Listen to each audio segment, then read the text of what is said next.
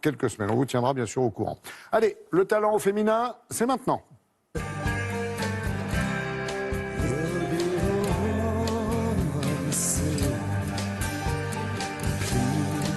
Lundi 8 mars. Bonjour Sophie, merci d'être là pour cette journée internationale pour les droits des femmes, toujours à défendre. Vous allez nous parler de talent, de numérique, de digital, mais de jeunes talents féminins. Exactement.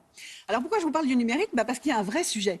C'est-à-dire qu'en fait, c'est un secteur dans lequel il y a beaucoup d'emplois et il y a très peu de femmes. Elles constituent 30% des effectifs et attention, elles sont souvent dans les fonctions support, c'est-à-dire les ressources humaines, la comptabilité, et rarement dans les fonctions dans le dur du dur, c'est-à-dire dans la programmation, dans le codage. Elles sont à peu près 15% sur ce secteur d'activité-là. D'où le combat mené par une femme du numérique qui s'appelle Delphine Rémy-Boutan depuis déjà quelques années pour créer le 8 mars aussi une journée de la femme digitale et un prix à remettre aux femmes qui s'imposent dans ce secteur d'activité, le prix Margaret. Alors pourquoi ce nom Margaret? Eh bien du nom de Margaret Hamilton, qui est l'ancienne de la NASA. Exactement. Je vois que vous êtes ça fait plaisir. Alors ça fait plaisir de voir que quelqu'un connaît Margaret Hamilton. Parce qu'effectivement, c'est grâce à elle que l'alunissage du vaisseau spatial Apollo 11 a pu être réalisé. Et ce prix Margaret donc récompense chaque année des femmes qui se distinguent dans l'univers du numérique. Et cette année, l'édition a été ouverte aux jeunes filles de 7 à 18 ans. Et nous avons suivi une des finalistes. Elle s'appelle Louise et vous allez voir les filles passionnées de numérique. Elles sont étonnantes. Allez Yanis, nous on va à la médiathèque, d'accord? D'accord. C'est parti. Alors, la zone de texte, c'est pour le médecin traitant. Je fais du code depuis l'âge de 9 ans.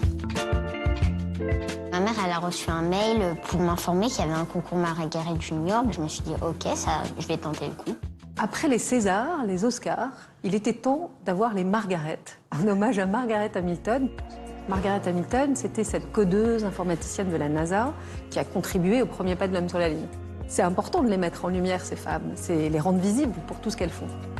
Et cette année, on a eu envie d'innover et de lancer une nouvelle catégorie, junior, pour les jeunes filles de 7 ans à 18 ans. Après, il y a un autre bouton juste à côté. Là, c'est les examens médicaux. Quand on a lancé le prix Les Margaret Junior, qui se tient d'ailleurs cette année sous le haut patronage de M. Jean-Michel Blanquer, on a reçu à peu près plus de 200 candidatures entre l'Europe et l'Afrique. On a 5 nommés qui seront révélés tout à l'heure à 9h15 aux côtés des autres Margaret, entrepreneurs européennes et africaines. Mon projet il s'appelle Together. C'est une application médicale pour les personnes hospitalisées et les parents divorcés pour avoir plus facilement accès aux examens médicaux. Mais pourquoi tu as eu cette idée-là?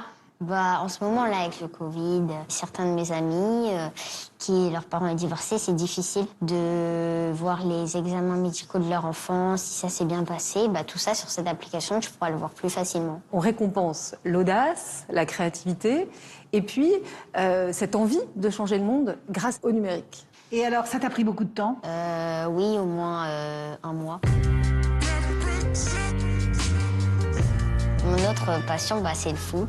Ça n'a rien à voir avec l'informatique? Oui, ça n'a rien à voir, mais j'adore les deux.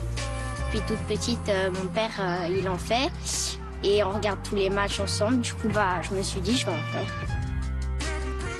Ce prix, les Margaret, c'est vraiment pour justement ouvrir les horizons, leur dire à ces jeunes filles, d'abord qu'il n'y a pas assez de jeunes filles et qu'on a besoin d'elles, qu'on a besoin de ce nouveau regard. Et on a besoin de rentrer dans un 21e siècle qui soit plus égalitaire et plus créatif.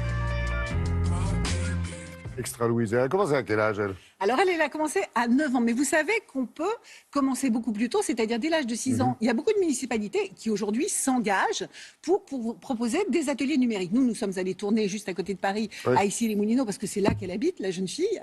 Mais un peu partout en France, de plus en plus de villes développent des ateliers numériques. Et ça commence par des jeux de construction, en fait.